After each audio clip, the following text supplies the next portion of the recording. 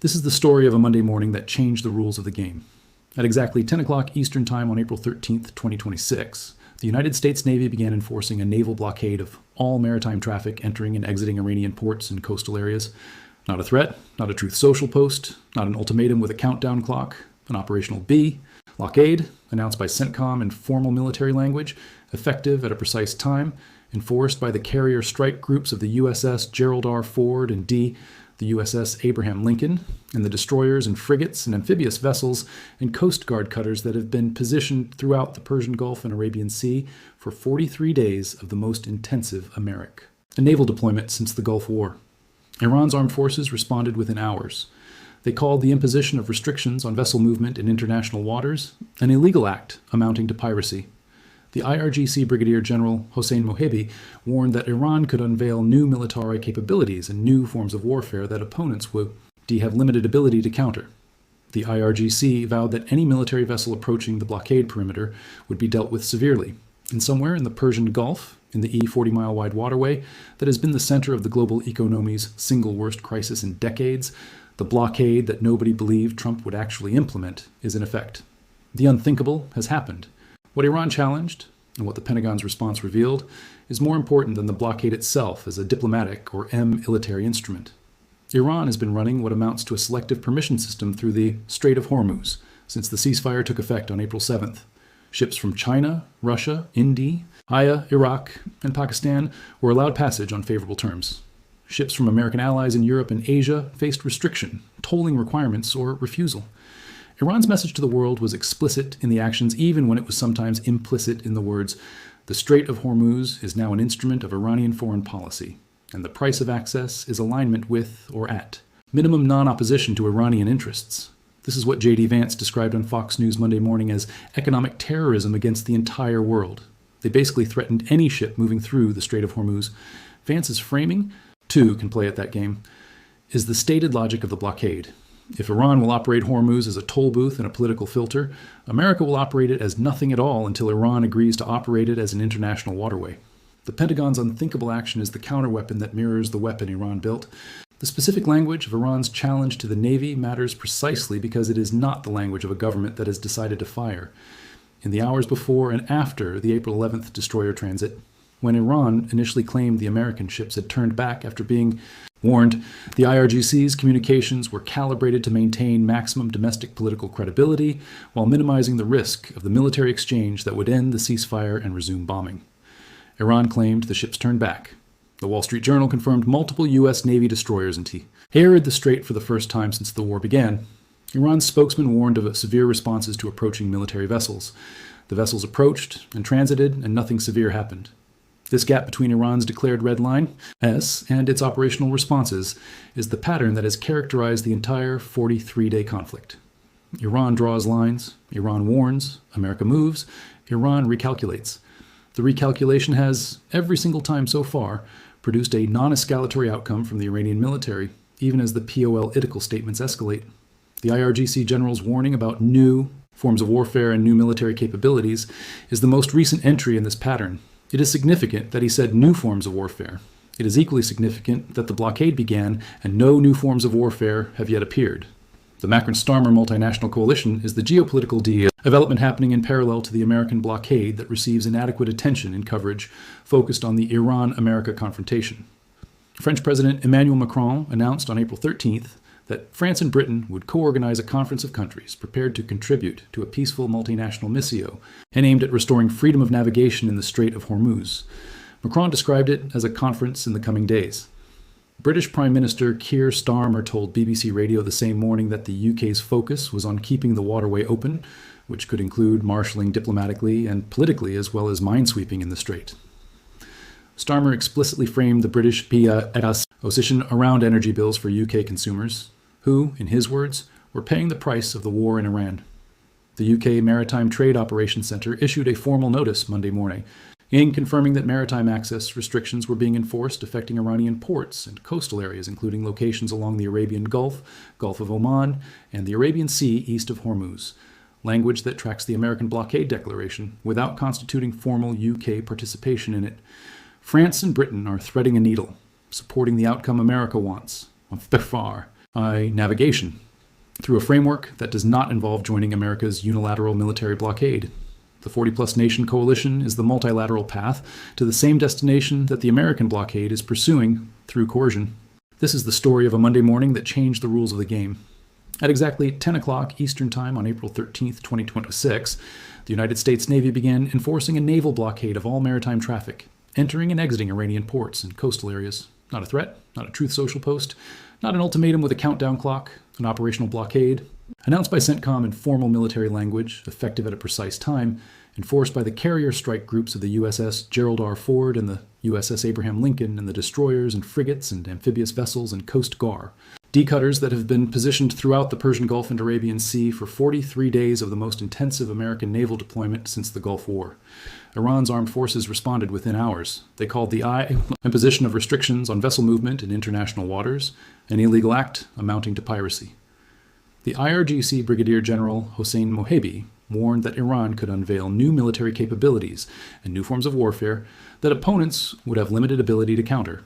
The IRGCV owed that any military vessel approaching the blockade perimeter would be dealt with severely. And somewhere in the Persian Gulf, in the 40-mile-wide A waterway that has been the center of the global economy's single worst crisis in decades, the blockade that nobody believed Trump would actually implement is in effect. The unthinkable has happened. What Iran challenged, and what the Pentagon's response revealed, is more important than the blockade itself as a diplomatic or military instrument. Iran has been running what amounts to a selective permission system through the Strait of Hormuz since the ceasefire took effect on April 7th. Ships from China, Russia, India, Iraq, and Pakistan were allowed passage in favorable terms. Ships from American allies in Europe and Asia faced restriction, tolling requirements, or refusal. Iran's message to the world was explicit in the actions, even when it was sometimes implicit in the words, "The Strait of Hormuz is now an instrument of Iranian foreign policy, and the price of access is alignment with, or at minimum, non-opposite ion to Iranian interests." This is what J.D. Vance described on Fox News Monday morning as economic terrorism against the entire world. They basically threatened any ship moving through the Strait of Hormuz. Vance's framing, too, can play at that game, is the stated logic of the blockade. If Iran will operate Hormuz as a toll booth and a political filter, America will operate it as nothing at all until Iran agrees to operate it as an international waterway. The Pentagon's unthinkable action is the counterweapon that mirrors the weapon Iran built. Here is why Saudi Arabia's pipeline move is more important than anything happening in the Strait right now. Iran's entire negotiating strategy was built on one assumption, that closing Hormuz would cause so much economic pain that America would eventually give Iran what it wants. Sanctions lifted, nuclear program protected, Hormuz under Iranian control. Iran thought it had the world hostage. But Saudi Arabia's pipeline move undermined that strategy. Because if oil can flow without going through Hormuz, Iran's leverage shrinks. Every barrel that flows through the petrol lane is one less barrel that the world desperately needs through Hormuz. Every barrel that flows through ADCOP reduces Iran's bargaining power. CNN reported there are about 400 loaded oil tankers in the Gulf waiting to get out, but the pipeline routes are providing crucial relief to global markets while those tankers wait. And now, with America's naval blockade starting today, the pipeline strategy becomes even more critical. Trump announced America will blockade all ships entering or leaving Iranian ports. Targeting Iran's oil exports completely. Saudi Arabia's pipeline gives the world an alternative supply route. Iran gets squeezed from both sides, America blockading Iranian exports, Saudi Arabia bypassing the Strait entirely. The economic pressure on Tehran has never been higher. But there is one risk that nobody in mainstream media is covering. What happens if Iran targets the pipeline? Iran has already conducted drone strikes on Duqm and Salalah, alternative shipping ports in Oman that ships were using to bypass Hormuz. Iran has shown it is willing to attack infrastructure beyond Hormuz. The petrol lane runs 750 miles across Saudi Arabia. It cannot be hidden. It cannot be moved.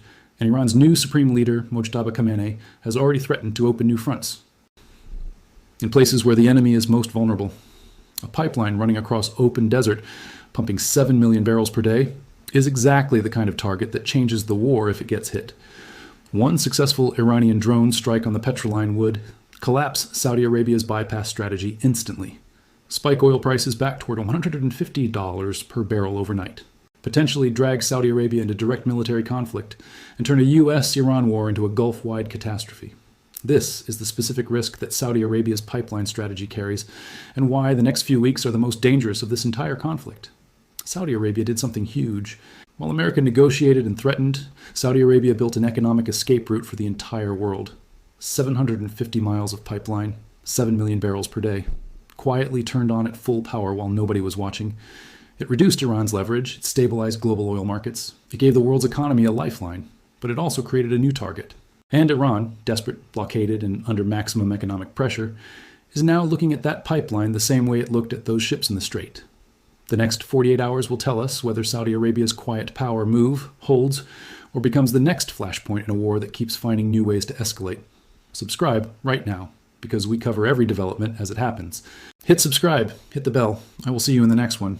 While the world was watching America and Iran fight over the Strait of Hormuz, Saudi Arabia was quietly doing something nobody expected.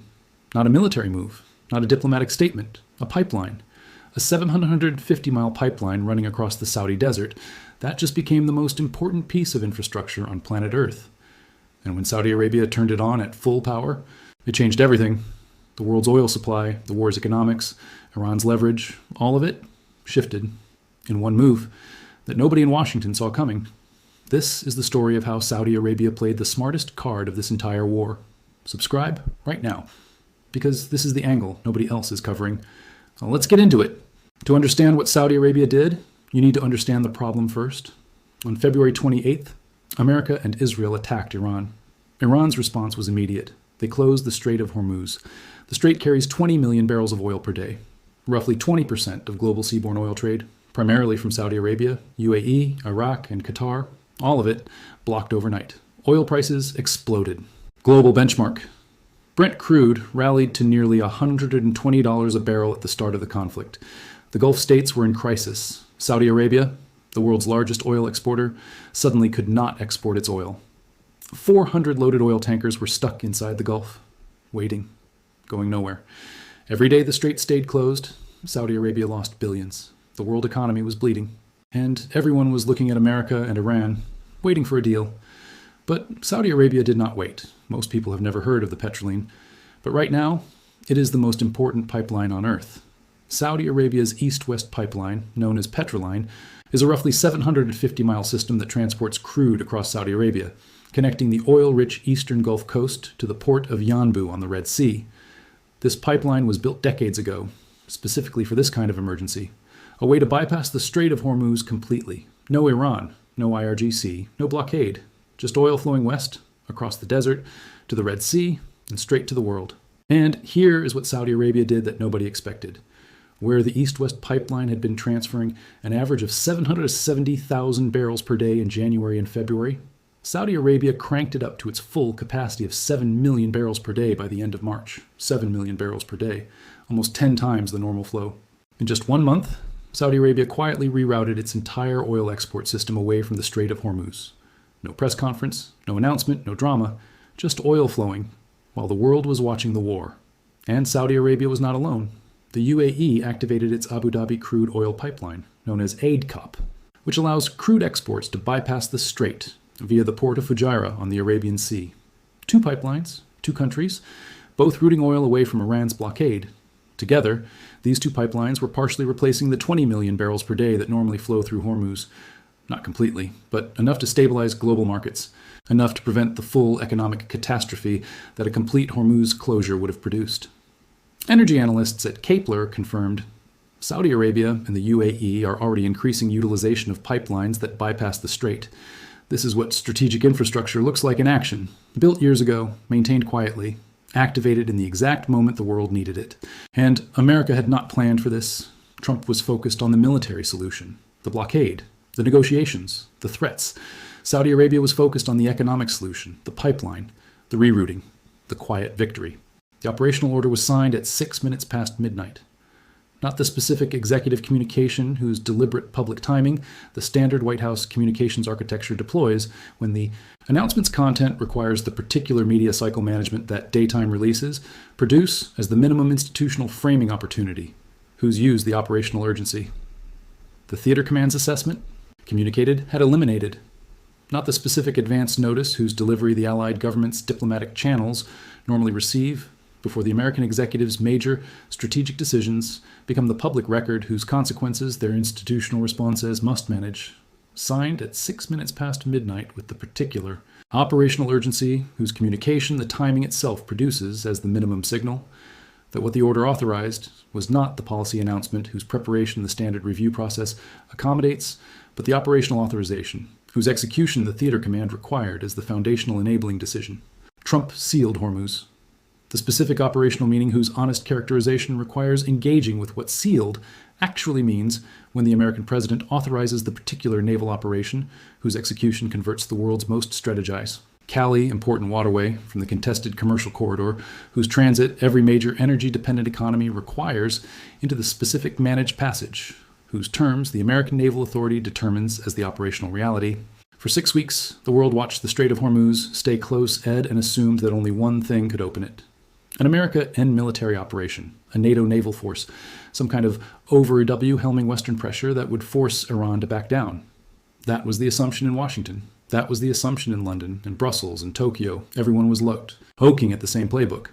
The one where America solves the problem with force or the threat of force and the world goes back to normal.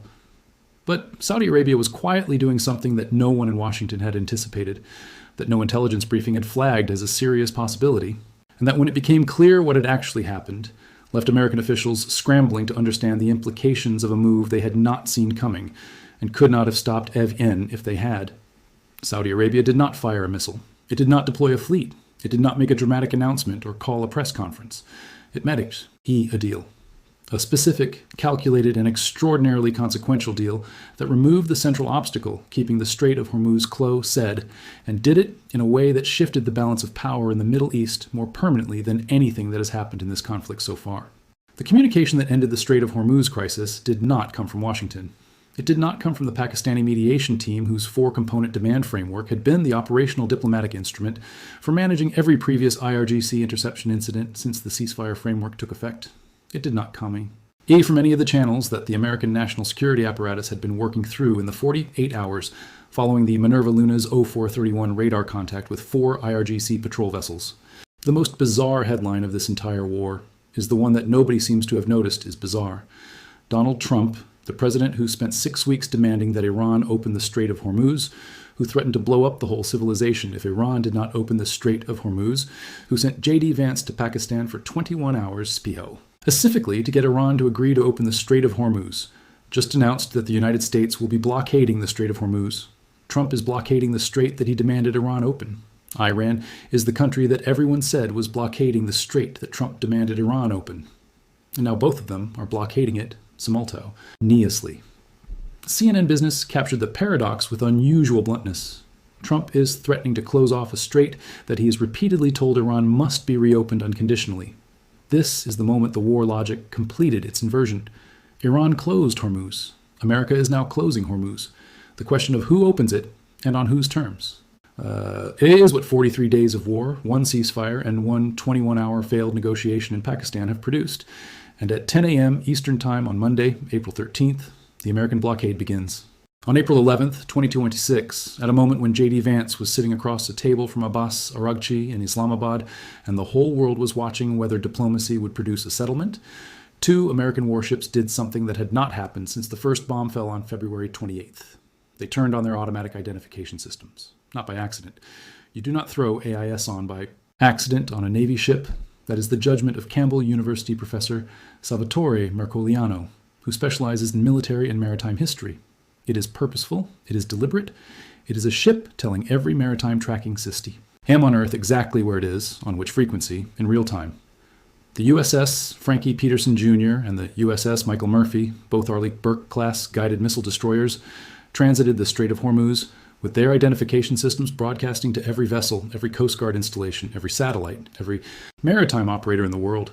They were not hiding. They wanted to be seen. They wanted the world to know they had crossed. And the Iran that had held the world's most important energy corridor closed for 43 days, the Iran that had told the world the strait would never return to normal, the Iran that had fired missiles at the destroyers' radio challenges as they approached, that Iran did not fire. The ships crossed. They are in the Persian Gulf. And the mine-clearing operation that is the real story, the one that reveals exactly how badly Iran's own trap has backfired, has begun. U.S. intelligence says China is planning to provide new air defense weaponry to Iran in the coming weeks. China, arming Iran. while America blockades Iran. Trump responded immediately. Think about what that means. America versus Iran, already a massive war. China entering on Iran's side. That is a superpower confrontation. That is not a regional conflict anymore. Iran has 3 options right now. Vance left the door open. We leave here with a very simple proposal. Our final and best offer. We'll see if the Iranians accept it. If Iran accepts, blockade ends, war ends, deal done, probability low. Iran's new supreme leader cannot surrender under military pressure without losing everything domestically. Iran attacks American warships